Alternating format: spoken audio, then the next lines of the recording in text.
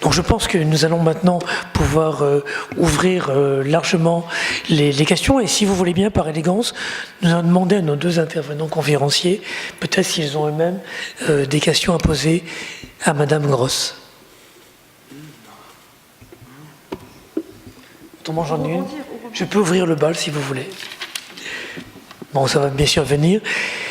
J'aimerais demander à nos deux représentants d'usagers, nos deux parents en tribune, ce qu'ils pensent de l'inflation en France, des nombreuses lois, la loi de 75 pour les vieux directeurs que je suis, la loi de 2002, la loi de 2005, la loi récemment sur l'ASV pour les personnes âgées du 28 décembre 2015. Donc vous, parents, que pensez-vous de cette capacité qu'a la France à créer des lois qui enjoignent, qui invitent, peut-être c'est plus élégant et moins fort, les professionnels à regarder différemment vos enfants, vos jeunes adultes.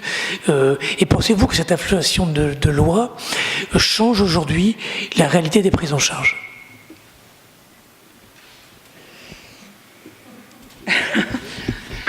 Alors je vais rester parent parce que voilà, pour tout vous dire, je travaille du côté des pouvoirs publics, sinon institutions et dans le champ des seniors, des personnes âgées. Donc voilà, là je suis là en tant que parent.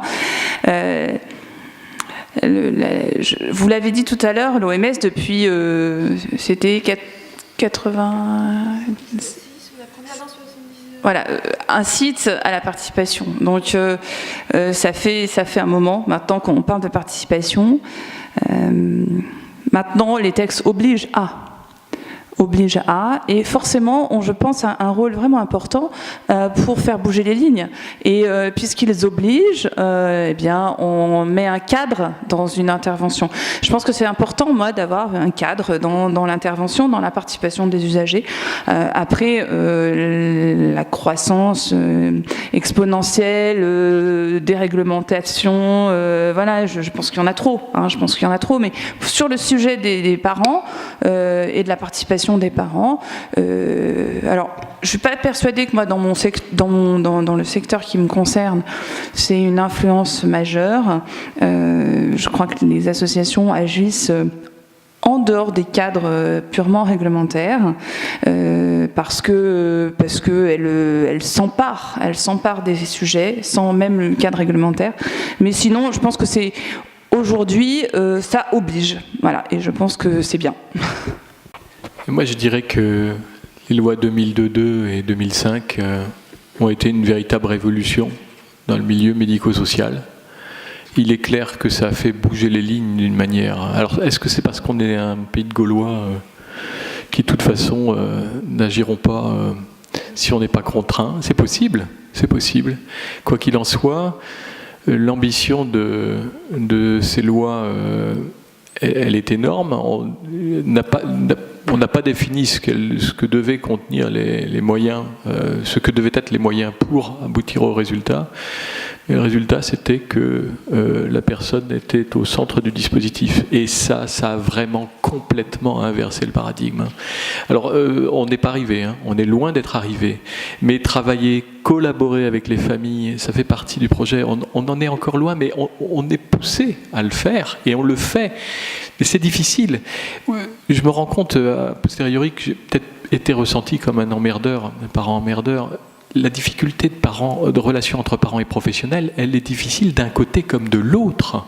Je ne suis pas en train de dire que les professionnels ne veulent pas collaborer avec les parents. C'est difficile. Donc, c'est une construction qui est difficile et qui a besoin de temps.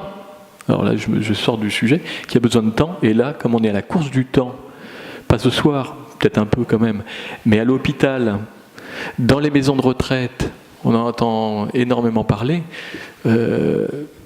Face au manque de moyens, je crois que, et moyens temps, on est dans la grosse galère. La loi est excessivement importante.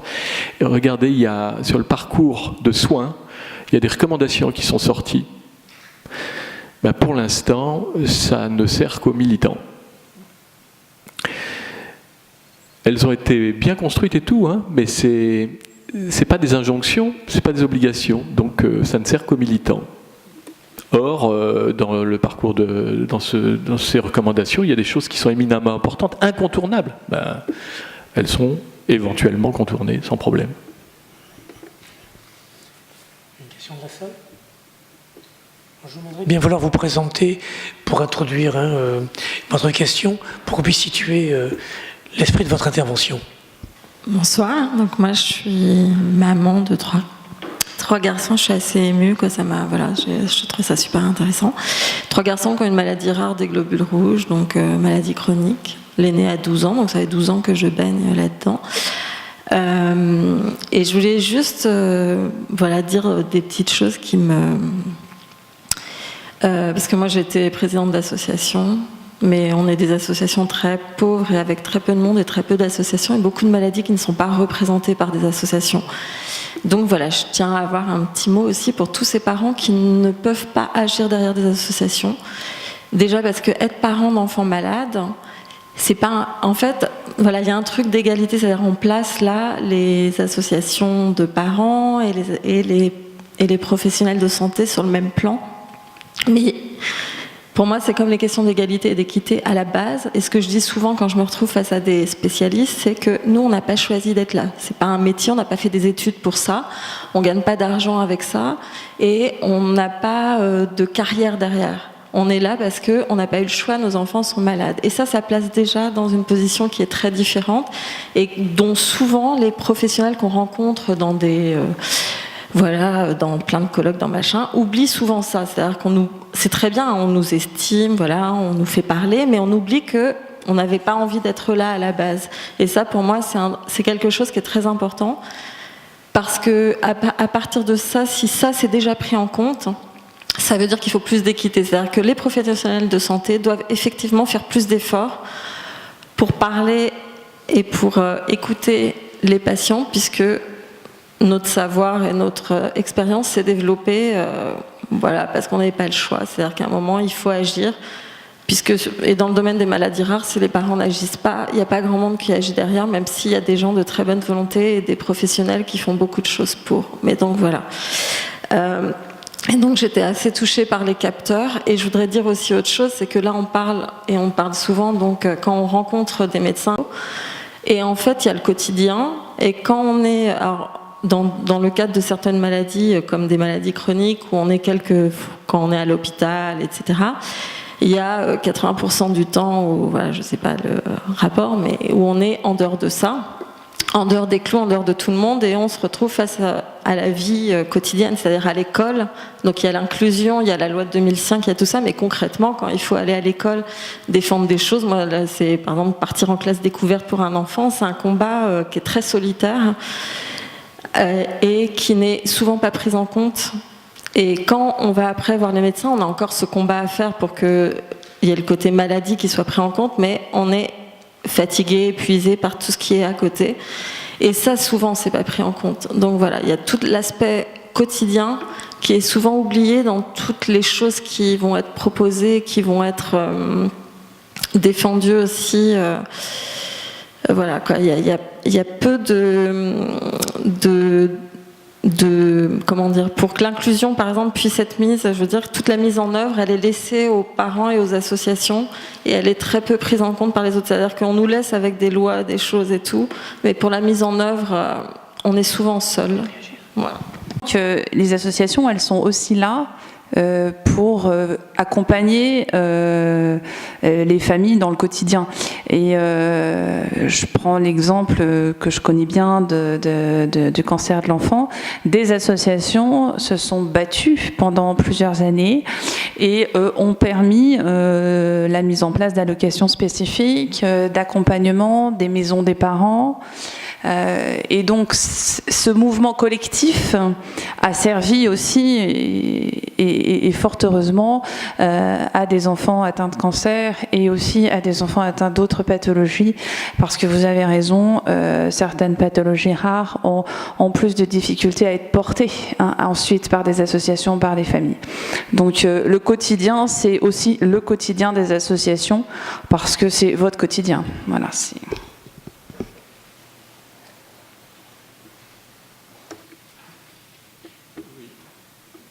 vrai, il faut toujours appuyer sur le bouton. Donc, oui, moi, il y a un élément que je trouve intéressant à soulever. Est-ce qu'il est encore valable? Peut-être. Moi, je sais que mon épouse, moi, je me suis réveillé un peu tard. J'ai mis un certain temps à me mobiliser. Je me mobilisais un peu plus discrètement. Mais mon épouse, elle n'a pas travaillé pendant 9 ans pour pouvoir s'occuper de notre enfant. Je veux dire, dans ce genre de galère, c'est pas prévu, ou à peine prévu. À peine. Bon, c'est pas tout à fait équilibré puisque c'est souvent l'épouse. Mais on ne va pas aborder un nouveau thème. Mais bon, voilà. Il y a quelque chose, il y a vraiment un problème énorme, c'est que de toute façon, ça va être un fardeau qu'on va porter avec bienveillance. Et puis, non, mais c'est surtout que la maman, en gros, elle met une croix sur son avenir professionnel. Juste pour réagir à ça, moi j'ai pas travaillé pendant 12 ans, donc ça me fait complètement écho. Et que je retravaille là comme une jeune débutante, voilà. Quand on me demande mon expérience professionnelle, soit j'étale ma vie pendant, quoi, voilà, c'est compliqué. Mais pourquoi je voulais réagir à ça? Vous avez du savoir expérientiel. Oui, certes, mais bon, je sais pas quoi, voilà. Maintenant je vais réagir, mais j'ai oublié, c'est pas grave. Arnaud Dassellière, Démocratie en Santé, ARS Île-de-France. L'un comme l'autre, avec vos mots, vous avez mis en évidence la nécessaire collaboration entre soignants et puis les familles. Donc ça, c'est quelque chose qui est très fort. À côté, on entend, j'ai entendu, il faudrait demander aux médecins, aux soignants de faire des efforts, certes. Et je me demandais du coup, est-ce qu'il faut pas, est-ce que votre action, vous travaillez beaucoup avec les professionnels de santé, est-ce que votre action en tant que chercheuse, est-ce que derrière, c'est pas essayer de mettre en évidence auprès des professionnels de santé, auprès des directeurs d'établissements sanitaires ou médico-sociaux, l'intérêt de pouvoir travailler avec des patients experts, avec des associations, avec des pères aidants. Est-ce que c'est peut-être pas un enjeu? Faire des efforts certes, mais derrière, qu'est-ce qu'ils vont retirer en termes d'efficacité, d'efficience, d'humanité? Les savoirs expérientiels, l'inclusion, ça enrichit les familles, même si c'est extrêmement difficile, ça enrichit les soignants. Il y a peut-être des choses à voir de ce côté-là. Enfin, voilà. Alors, à Bobigny, dans ma fac de médecine, on a créé un programme de patients enseignants. Donc 100% des cours suivis par les futurs médecins généralistes sont faits en binôme par un médecin et un patient. Les patients ont un statut d'enseignant vacataire, ils sont rémunérés avec tous les droits et devoirs associés à ça. Ils participent à la préparation des cours, ils donnent les cours, ils évaluent à l'évaluation des étudiants, ils sont membres du jury du DES. Bon, bref, ils sont complètement membres à part entière de l'équipe pédagogique. Et je pense que on a démarré il y a 3 ans et demi,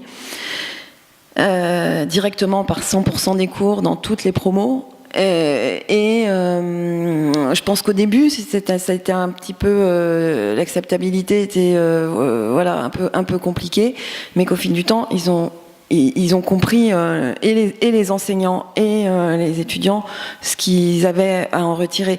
Moi, j'ai fait beaucoup de recherches sur ce programme, j'ai fait des centaines d'heures d'observation et j'ai vu que de plus en plus les étudiants se retournent spontanément vers le patient, le prennent à partie, vont le chercher. Enfin voilà, donc on a plein de marqueurs qui montrent, en plus on a montré sur le plan un peu théorique l'utilité de ça. Alors après c'est difficile de faire des études d'impact, par contre on n'arrive pas pour le moment à aller voir qu'est-ce que ça change dans les pratiques. Mais en tout cas au niveau des étudiants, on voit qu'ils comprennent ce que les patients peuvent leur apporter, y compris dans la résolution de situations cliniques, puisque ces situations cliniques, elles sont plus que biomédicales, elles sont biopsychosociales, et que dans tous ces aspects, mais y compris le bio, bien sûr, les patients ont des choses à leur apporter qui vont permettre d'améliorer la satisfaction de leurs patients. Et on sait plus les patients sont satisfaits, plus ils vont recourir aux soins. Donc ça, ils ont bien compris l'intérêt. Je sais pas, c'est un élément de réponse parmi plein. Moi, j'entends souvent des professionnels affirmer, mais comme faire valoir plutôt que... C'est un jugement jugement de ma part, mais les parents sont experts de leur enfant, etc. Mais en fait, je pense que vous posez bien le sujet, si j'ai bien compris. Ce serait bien de pouvoir objectiver par des études ce que ce savoir expérientiel apporte. Parce qu'il y a plein de gens qui proclament qu'ils collaborent avec les parents, que les parents sont les experts de leur enfant, etc. Mais ils ne vont pas beaucoup plus loin finalement. Et pourquoi ? Parce que de toute façon, c'est ce qu'il faut dire. La loi, elle le dit. Mais qu'est-ce qu'on en tire ? Et puis on a tellement peu de temps que est-ce que ça vaut vraiment le coup de faire tout ce détour ? On a peu de temps avec l'ONDAM, etc. Est-ce que ça vaut le coup ? Et ça vaudrait vraiment le coup de l'objectiver pour montrer que... Alors, comment on peut faire ? Moi, je ne suis pas scientifique. Une autre question dans la salle ? C'est pour ça que c'est important de dire que c'est moral. Excusez-moi. Parce que, en fait, il faut toujours dire c'est moral et utile. Donc, quand on n'a pas encore réussi à prouver l'utilité, on se rappelle que c'est moral, de toute manière.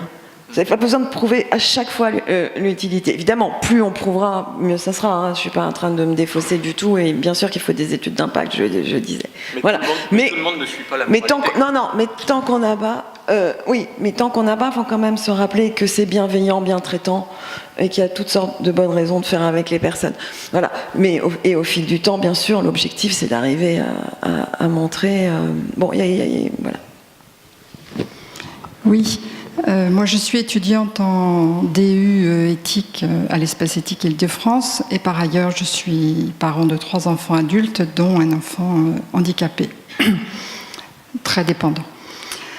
Moi, j'avais envie de me faire un peu l'avocat du diable en vous entendant, là, sur votre dernière intervention, Madame Gross.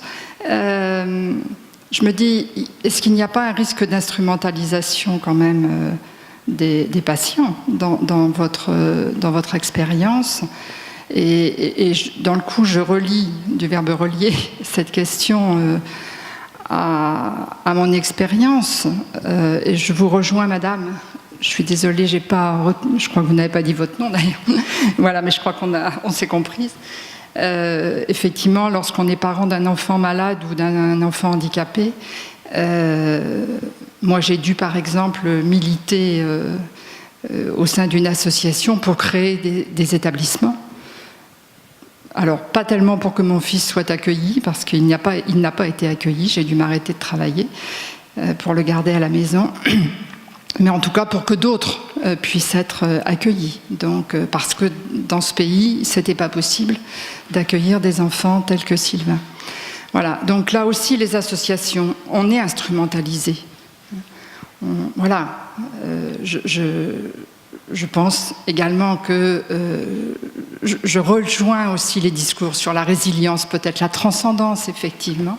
Mais en même temps, je crois qu'il ne faut pas non plus idéaliser ces systèmes-là.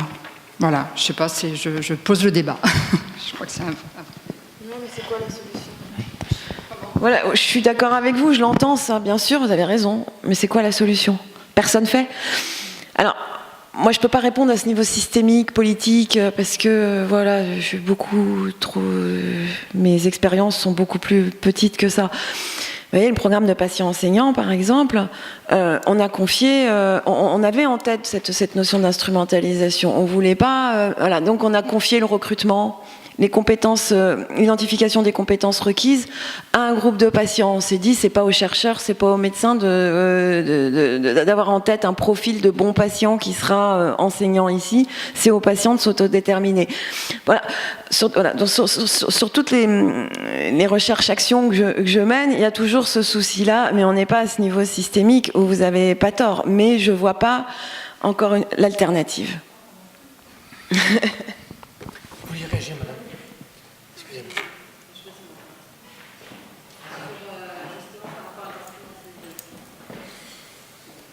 C'est par rapport, par exemple, au salaire des aidants, que je trouve un piège monumental et super...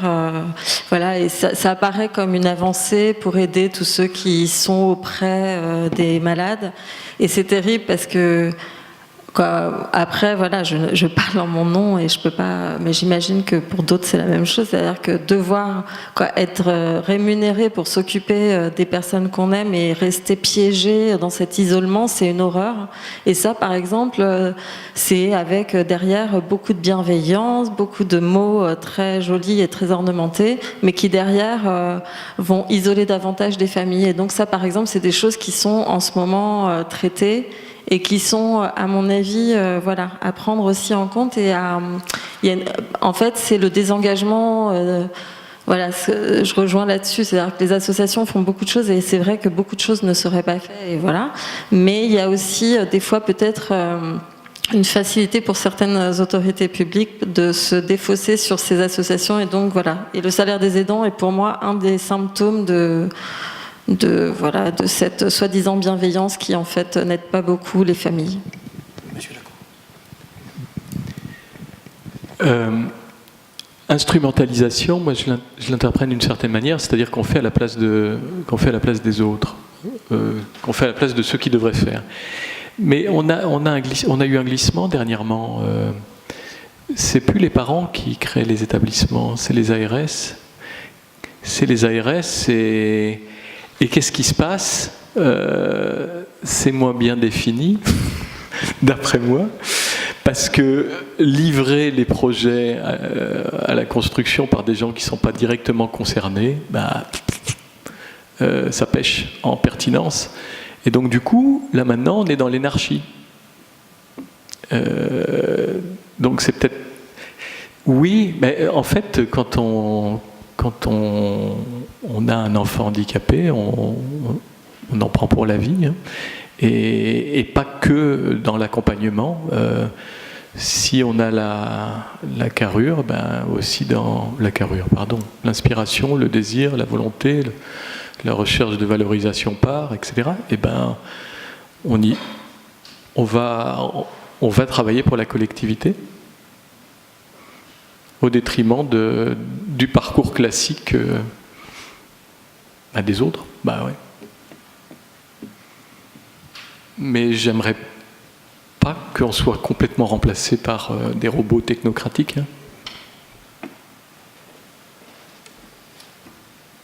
Il nous reste 15 minutes.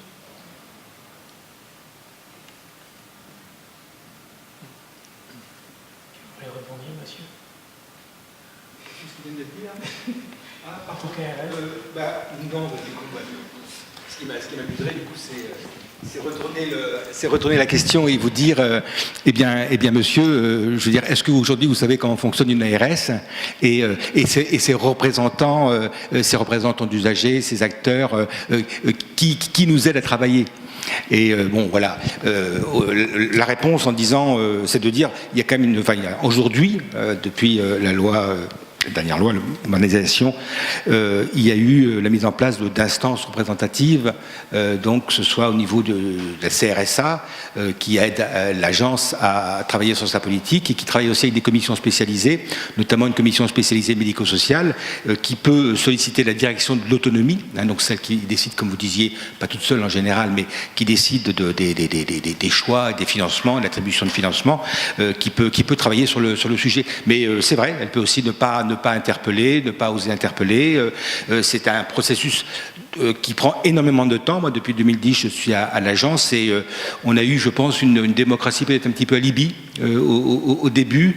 Et là, maintenant, quand je vois les productions qui sont faites, parce que les agences régionales de santé donnent leur projet régional de santé là, pour les 5 années. Et donc, on demande à chacun des contributeurs, des représentants, du médico-social, de la santé publique, de l'offre de soins, des usagers, de donner un avis sur cette politique. Les rendus sont extrêmement intéressants, extrêmement pertinents. Alors bien sûr, après, peut-être qu'ils ne bousculent pas assez, peut-être qu'ils ne vont pas chercher là où ça pourrait faire mal, probablement. Mais je crois que c'est grâce à des personnes comme ça, grâce à Pierre Lombrail, là, qui a fait la préface du livre d'Olivier Grosse, président de la commission de santé publique. Je pense que c'est des gens comme ça qui nous font bouger. Et puis c'est pas un processus abouti. Je vous en prie. D'autres questions?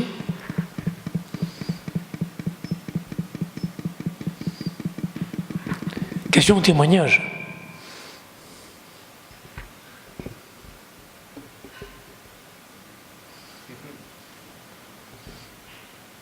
Les directeurs, qu'est-ce que vous en pensez? Directeur d'établissement, futur directeur d'établissement.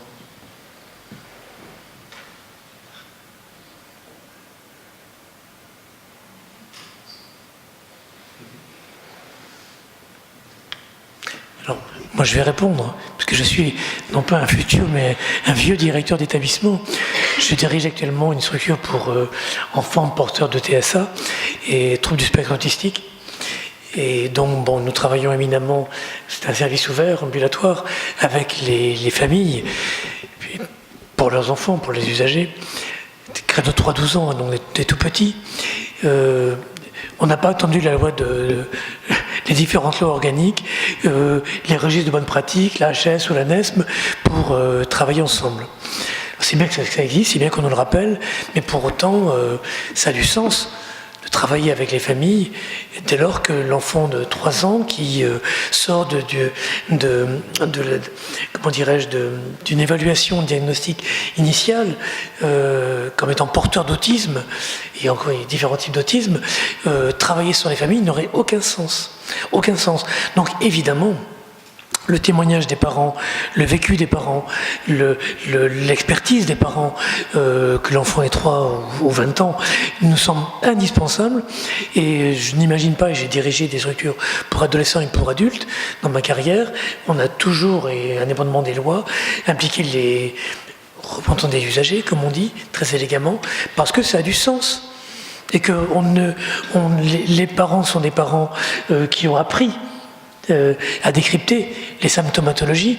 J'ai beaucoup aimé quand on a parlé tout à l'heure du déni souvent du soin somatique, de la souffrance somatique. Et chez les autistes, on travaille sur Montpellier avec des spécialistes de l'hôpital, parce que les autistes ne se plaignent pas.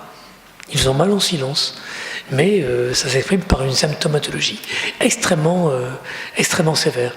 Donc, pour répondre à la question finalement de Monsieur Lacaux, oui, les directeurs doivent, avec leurs équipes, absolument travailler avec l'ensemble d'une démarche très systémique, l'ensemble des acteurs autour de l'usager, de la personne, quel que soit son statut, son âge, sa problématique, sa symptomatologie, parce que ça a du sens. Et que la loi, elle a beau nous le rappeler, d'abord on n'est pas délinquant, on obéit à la loi, et puis on travaille tellement mieux autour du projet de l'enfant. Moi je parle des enfants, aujourd'hui ça fait 15 ans que je travaille avec eux, ça a tellement du sens de travailler avec les fratries, avec les parents, avec les aidants familiaux, et je rejoins ce que vous disiez madame, il y a effectivement beaucoup d'hypocrisie, mais c'est quand même pas choquant que l'on travaille, que l'on rémunère des aidants familiaux. Moi, je le vois aujourd'hui on travaille avec l'INSERM sur Montpellier autour du vieillissement, et on travaille avec des personnes qui gardent à la maison pour ne pas institutionnaliser en EHPAD leurs parents âgés, devenus dépendants ou fragiles, comme on dit maintenant.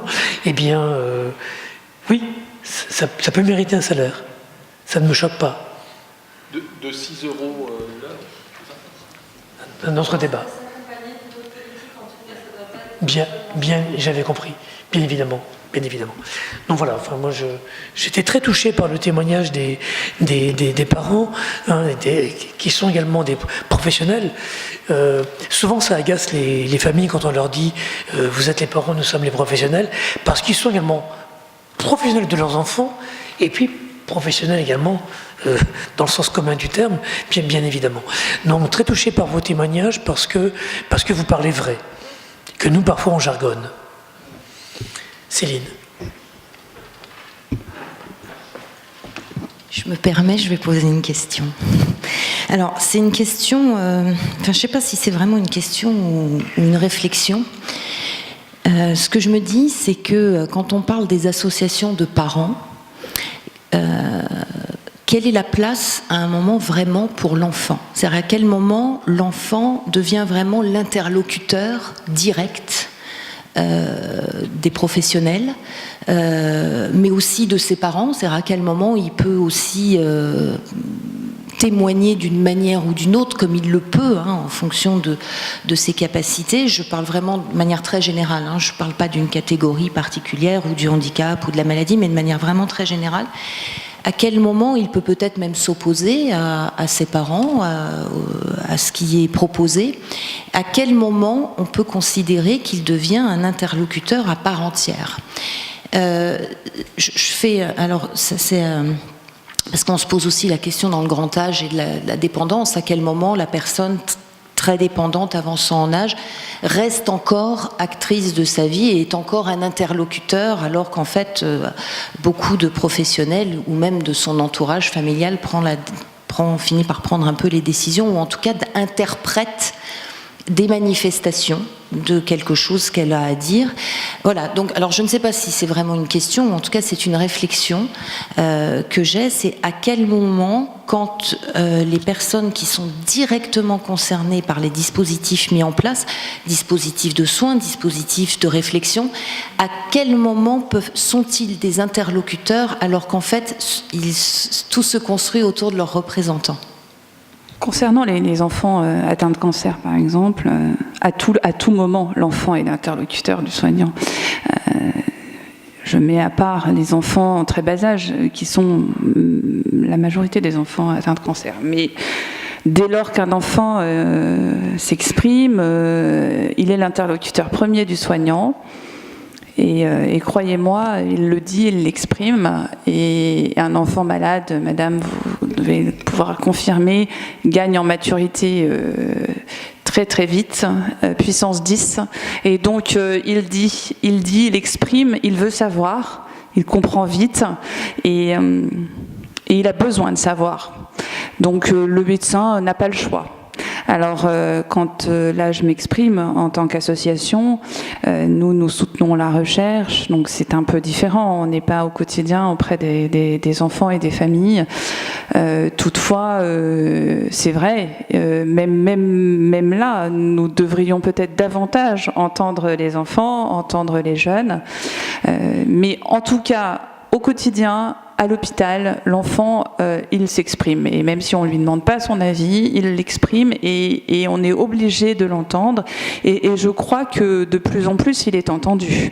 Ça, franchement, j'ai l'impression, mais vous pourrez peut-être confirmer ou infirmer ce que je dis, j'ai l'impression que l'enfant est de plus en plus entendu à l'hôpital. Et je prends l'exemple de Gustave Roussy, par exemple, à l'initiative d'une association, un conseil des jeunes a été mis en place et se réunit assez régulièrement pour entendre justement la parole de l'enfant, du jeune, qui est représentant des autres enfants au sein de l'institution. Je trouve que cette initiative est assez formidable.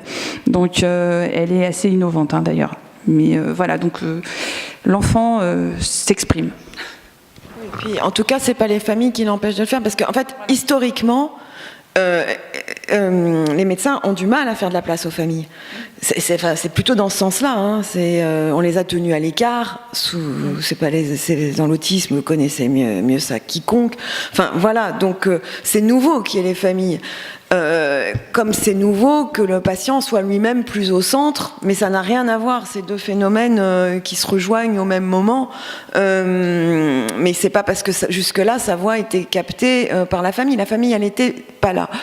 C'est plutôt maintenant qu'on a une vision systémique, je pense, ou qu'on va vers une vision systémique où chacun a sa place. Il ne faut pas jouer l'un contre l'autre, ni famille-enfant, ni professionnel-parent. Enfin, je pense qu'il faut vraiment qu'on soit dans cette alliance, dans cette alliance-là.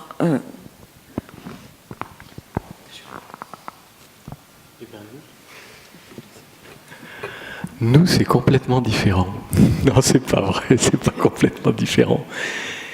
En fait, donc on parle d'une population assez particulière, hein, et on s'aperçoit que assez souvent on les associe pas aux grandes décisions.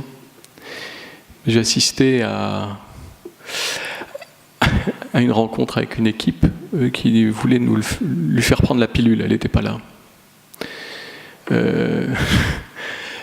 J'ai entendu des témoignages du côté APHP dans des colloques d'équipes qui disaient mais une opération, enfin, il faut absolument associer la personne, même si on ne sait pas ce qu'elle capte dans ce qui va se dire, il faut absolument l'associer aux grandes décisions. Et on s'aperçoit, c'était toute une équipe d'un hôpital qui disait, mais l'opération s'est super bien déroulée et elle était extrêmement, il s'agit d'une petite fille, elle était extrêmement impliquée dans ce qui se passait, alors que nos regards, elle avait peut-être c'est peut-être un nourrisson, je ne sais pas, je ne me rappelle plus le contexte, c'était il y a longtemps. Mais l'association, la présence de ces personnes pour les décisions, c'est essentiel. Nous, on a vécu pour l'apprentissage de la propreté sphinctérienne.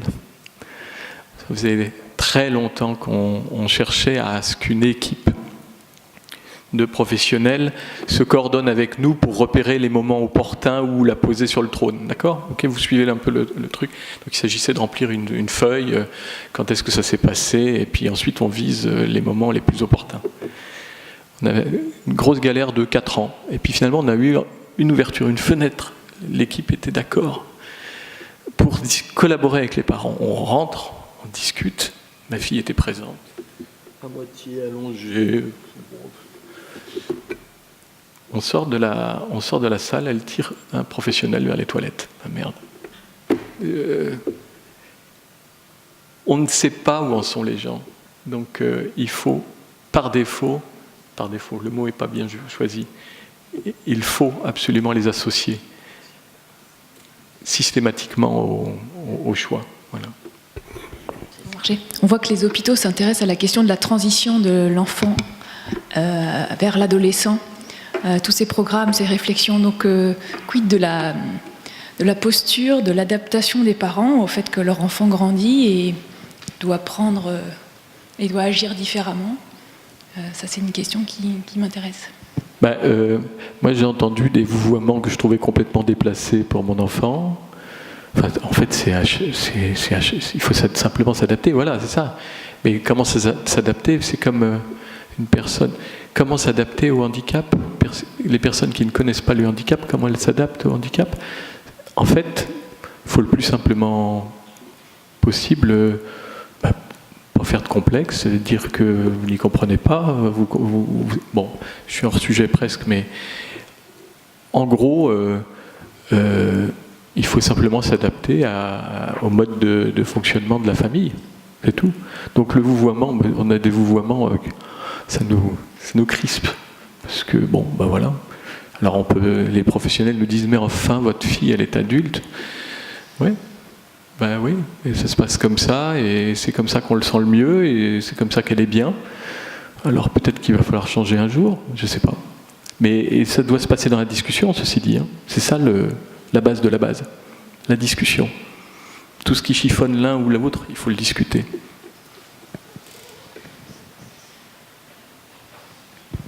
Parfois, pour des jeunes enfants ou des adolescents, ça veut dire un changement d'équipe de soins. Donc ça veut dire qu'on change aussi d'hôpital, on est obligé il y a cette transition d'un hôpital à un autre. Donc c'est aussi cette question-là, parfois, selon les pathologies.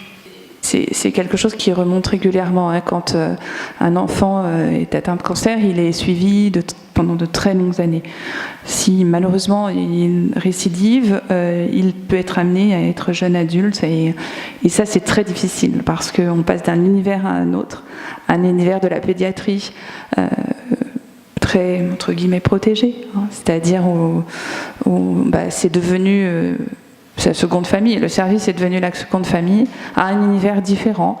Et là, c'est souvent très compliqué et vécu difficilement par le jeune et par la famille aussi, qui est perdue dans cet univers nouveau qu'elle découvre.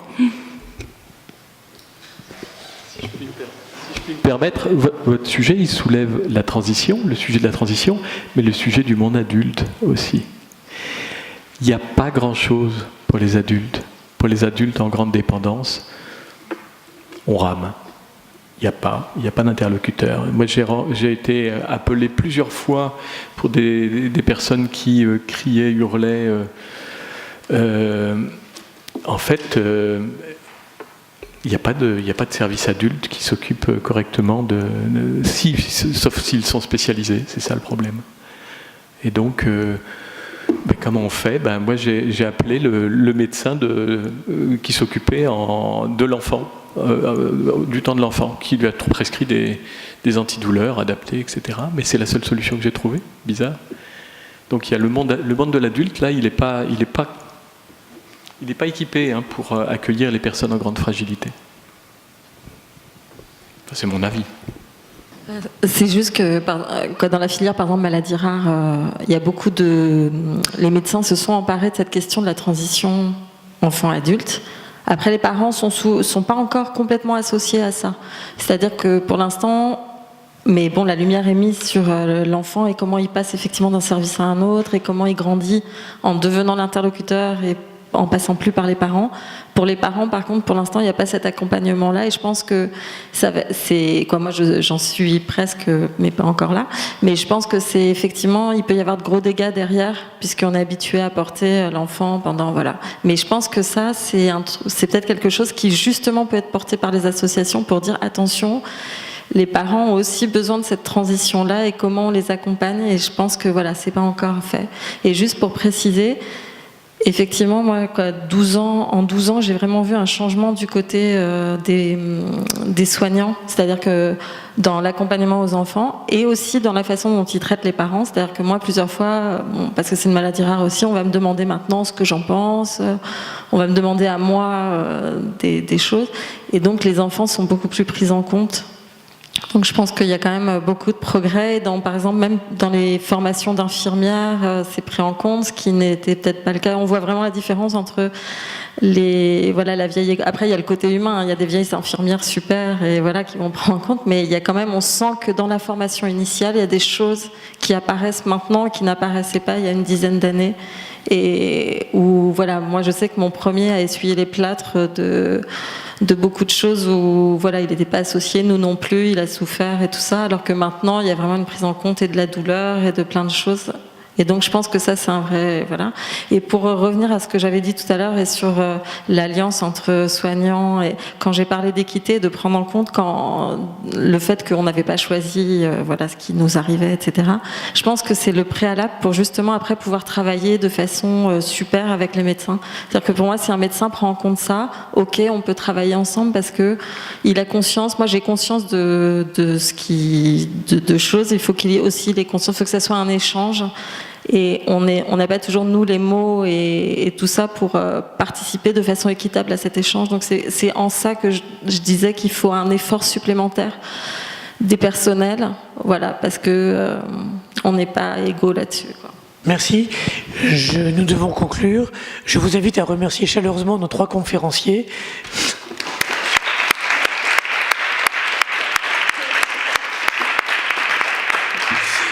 Et merci pour votre participation et merci Espace Éthique, Céline, que tu représentes.